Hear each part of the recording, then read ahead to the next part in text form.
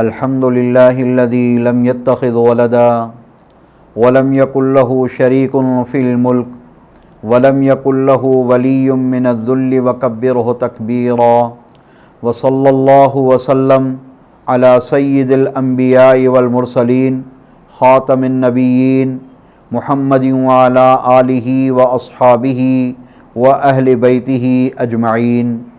अम्मा बाद, क़ाल अल्लाहु तबारक व तआला फ़िल क़ुरआनिल मजीद वल फ़ुरक़ानिल हमीद, अऊज़ु बिल्लाहि मिनश शैतानिर रजीम, बिस्मिल्लाहिर रहमानिर रहीम। इन्नद्दीन इंदल्लाहिल इस्लाम, सदक़ल्लाहुल अज़ीम।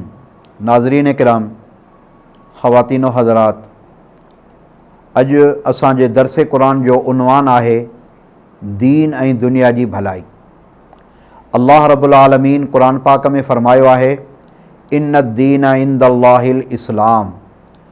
अल्लाह जो दीन दीन इस्लाम आहे। अल्लाह वटि पसंदीदा ऐं मक़बूल तरीक़ो दीन इस्लाम आहे। ॿी आयत मुबारक जे अंदरि अल्लाह तबारक व ताला जो इरशाद आहे त असां मोमिननि ते इहसान कयो आहे। लक़द मन्नल्लाहु अलल मोमिनीन इज़ बअस फ़ीहिम रसूला। अल्लाह मोमिननि ते वॾो इहसान कयो आहे जो उन्हनि ॾांहुं उन्हनि मां रसूल मोकिलियाईं। क़ुरान पाक में अल्लाह तबारक व ताला पंहिंजे इहसाननि जो ज़िक्र जेको कयो आहे, उन में वॾो इहसान जेको ॼाणायो अथसि उहा आहे प्यारे पैगम्बर हज़रत सैयदना मुहम्मद मुस्तफ़ा अहमद मुश्तबा सल्लल्लाहु अलैहि वालैहि वसल्लम जन जी ज़ाते गिरामी ऐं पाक पैगम्बर अलैहिस्सलातु वस्सलाम जो दीन।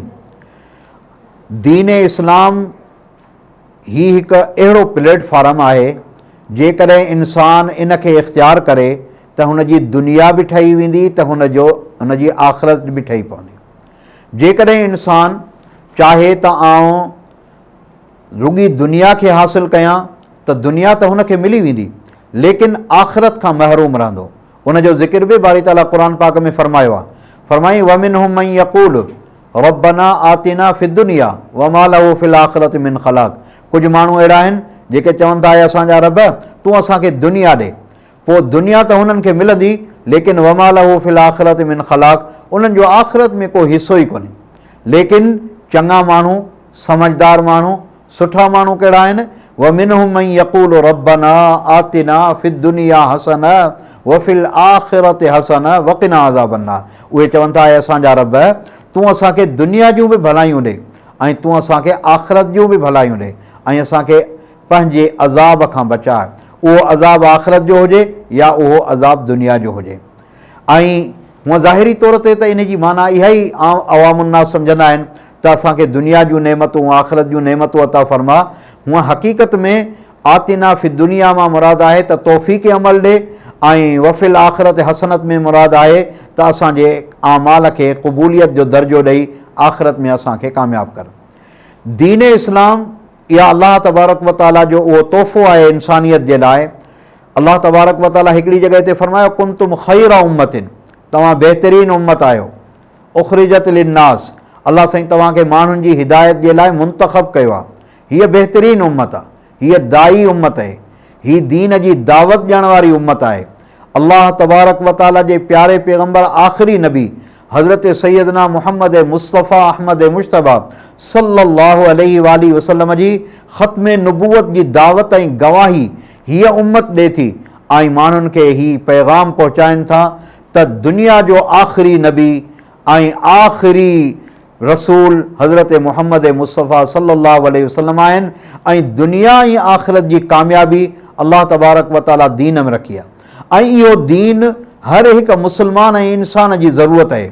जेकॾहिं को माण्हू चाहे त आउं सिर्फ़ु दुनिया जी भलाई चाहियां ऐं आख़िरत न खपे, इहो माण्हू महरूम आहे ऐं इहे माण्हू क़यामत जे ॾींहुं पछताईंदा। बारी ताला क़ुरान पाक में फ़रमायो, या वैलता लैतनी लम अत्तख़िज़ फ़ुलानन ख़लीला। बुरी सोबत जे करे क़यामत जे ॾींहुं माण्हू इहो पछतावे जे तौर ते चवंदा, हाय काश के आउं फलां माण्हू खे दोस्त न कयां हा। लक़द अज़ल्लनी अन ज़िक्रि बाद इज़ जाअनी, उन मूंखे हिदायत खां महरूम कयो, बावजूदि इन जे जो कुझु मूंखे इस्लाम जी सम्झ पई। हिन वक़्तु इंसानु हिदायत ऐं इस्लाम जी नेमत खां परे आहे, पंहिंजी दोस्ती ऐं भाईबंदी जे करे।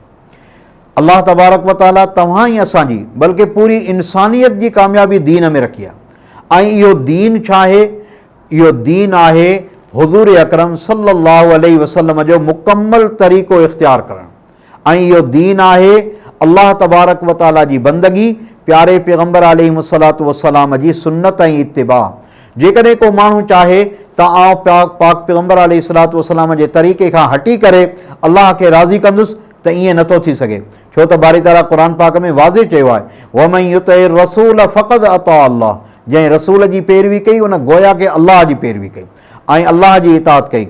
ऐं ॿी जॻह ते फरमाई, वमन युतिइल्लाह व रसूलहु फ़क़द फ़ाज़ फ़ौज़न अज़ीमा, जंहिं अल्लाह ऐं उन जे रसूल जी पैरवी कई उन ई कामयाबी खे हासिलु कयो। कामयाबी अल्लाह रब्बुल आलमीन पंहिंजे दीन में रखी आहे।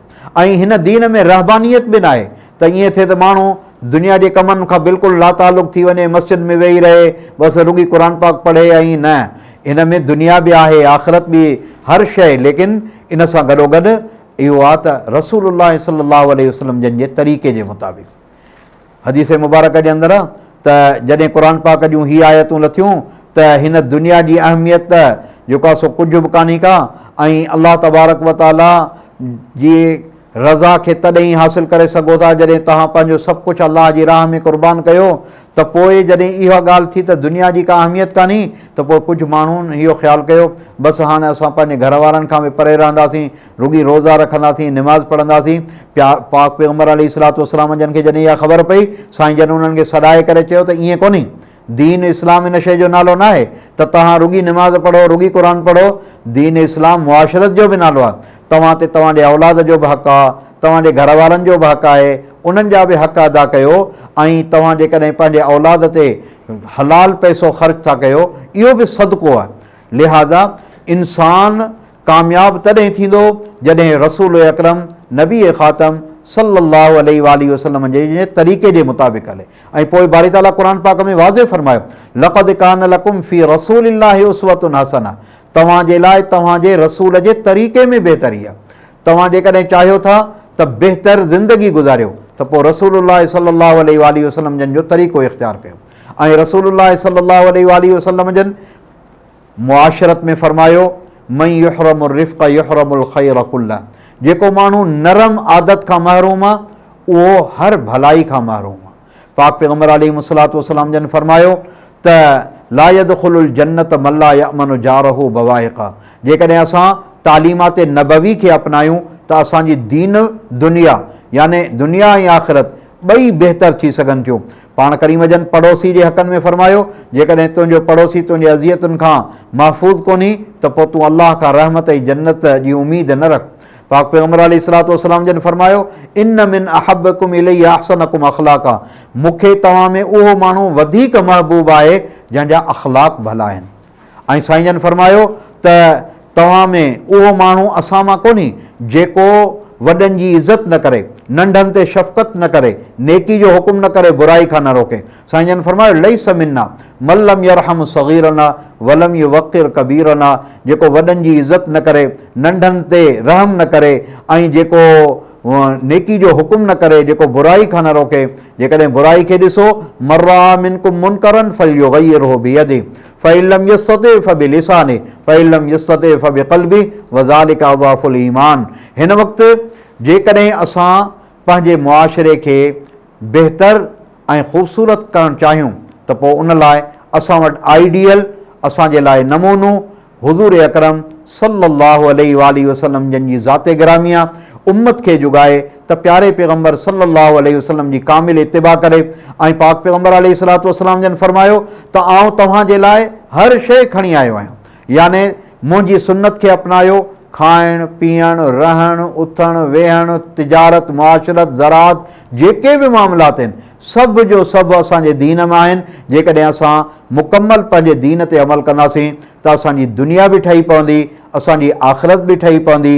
दीन ऐं दुनिया जी भलाई रसूल अकरम नबी ख़ातम रहमत दो आलम सल्लल्लाहु अलैहि वसल्लम जी कामिल इत्तिबा में आहे।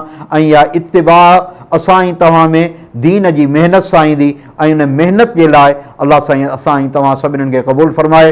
व आख़िर दावाना ان الحمد للہ رب العالمین وصلی اللہ وسلم علی خاتم الانبیاء والمرسلین وعلی آلہ واصحابہ واہل بیتہ اجمعین آمین برحمتک یا ارحم الراحمین۔